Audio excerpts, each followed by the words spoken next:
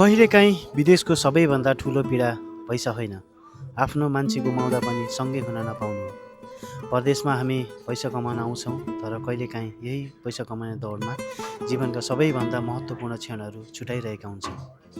कसैको कथा परिवारबाट टाढिएको छ, कसैको कथा सङ्घर्षसँग जोडिएको छ, त कसैको कथा बारम्बार उठेर फेरि अघि बढ्ने प्रयास हुँदैछ।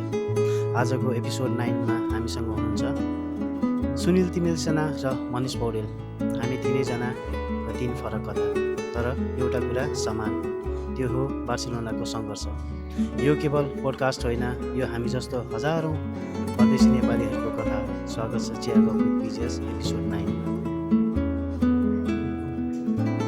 नमस्ते एभ्रिवान। त्यो दिनमा नि आयो हजुरलाई सोसल आयो। सोसल अब त राम्रो हुन्छ कि भन्ने हामीले पनि सोचेका छौँ। त्यसै कारणले अब कतिपय कुराहरूले गर्दा पनि अल्झिरहेको छ नि त अहिले। अब पहिलो कुरा त हामी आफै अब आफ्नै पेपरको लागि पनि दौडिरहेको छौँ है। बिहानदेखिबाट कता भने सिबी हातमा, सिबी झोलामा बोक्यो, पाउरोटी बोक्यो होइन, अब दौडिरहेछौँ हामी पनि काम खोजी छौँ हामी पनि। छौँ, तर काम चाहिँ पाइरहेछौँ होइन। इन्टरभ्यू आयो 2-3 ठाउँबाट। इन्टरभ्यू आयो। अब म चाहिँ काम गरिरहेको छु एज अ ड्राइभर होइन, अहिलेको लागि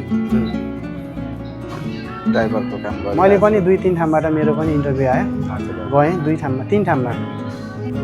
तिमीलाई त्यो बार्सिलोना आइसकेपछि पहिलो पुरस्कार स्वरूप कहिले पायो?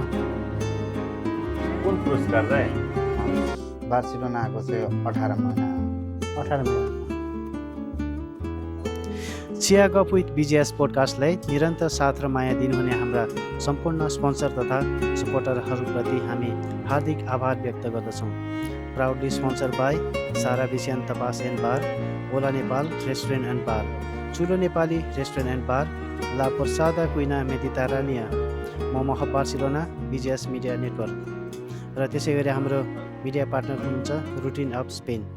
तपाईँहरूको साथ र विश्वासले हाम्रो आवाजले अझै टाढासम्म पुर्याउनेछ भन्ने हामी आशा बोकेका छौँ। Thank you for being a part of Chiya Gaff with बिजेएस।